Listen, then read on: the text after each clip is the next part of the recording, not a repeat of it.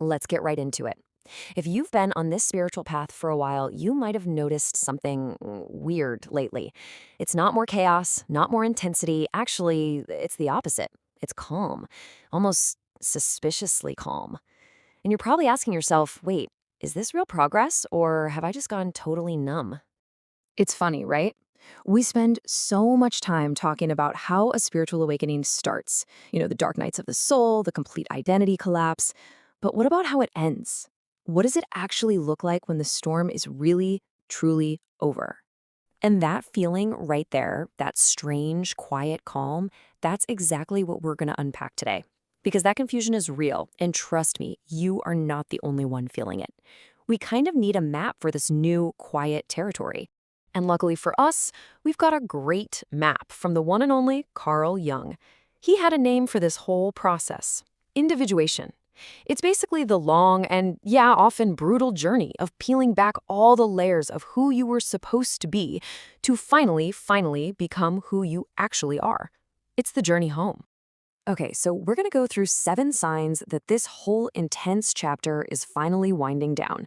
But I really want you to listen closely when we get to number 5.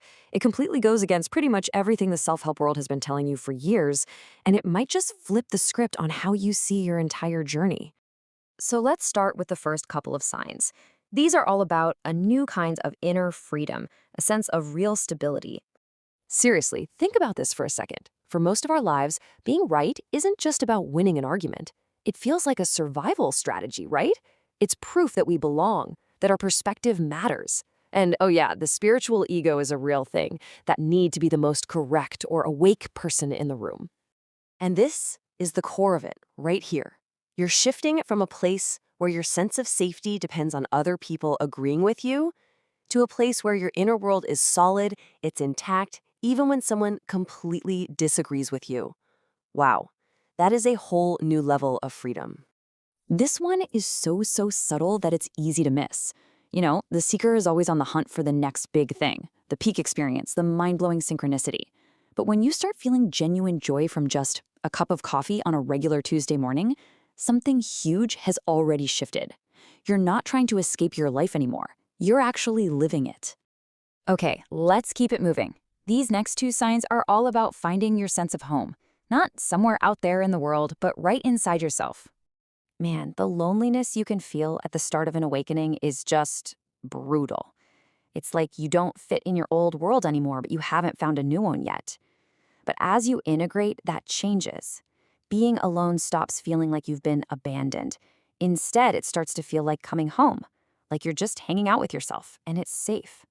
Most of us spend our lives trying to fill the silence, right? We put on music, a podcast, the TV, anything to avoid just being quiet. And why do we do that? Well, because in the quiet, all the stuff we've been pushing down decides to come up and say hello. But when you get to this stage, you stop running. You can actually sit in a silent room and feel present, not anxious, just present.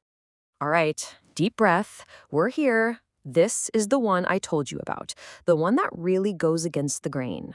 This one is called The End of Fixing, and it is a game changer. I mean, we live in a culture that's basically turned self-improvement into this constant, frantic emergency.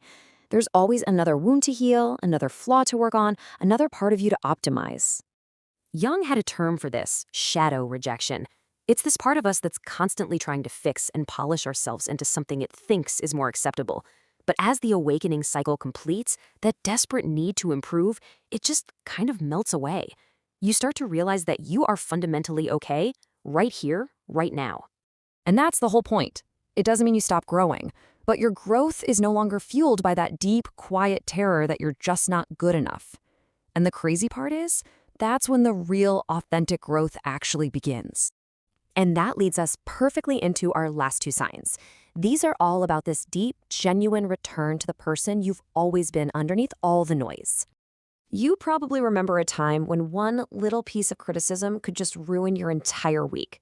Jung called this a persona wound, where our whole sense of self-worth is tied up in the mask we wear for other people. When that wound heals, you can hear negative feedback, even if it's unfair, and it just doesn't shatter you anymore. Sure, it might sting for a minute, but it passes in minutes, not days. And this brings us to our final sign, which might just be the most profound one of all. We live in this age where every single thing we do could potentially be seen by an audience. That line between actually living and just performing our lives has gotten really, really blurry. So when you find yourself doing things just for the pure joy of it, with absolutely no thought of taking a picture or writing a post about it, that's not just a cute little quirk. That's a huge sign that you've come back to yourself.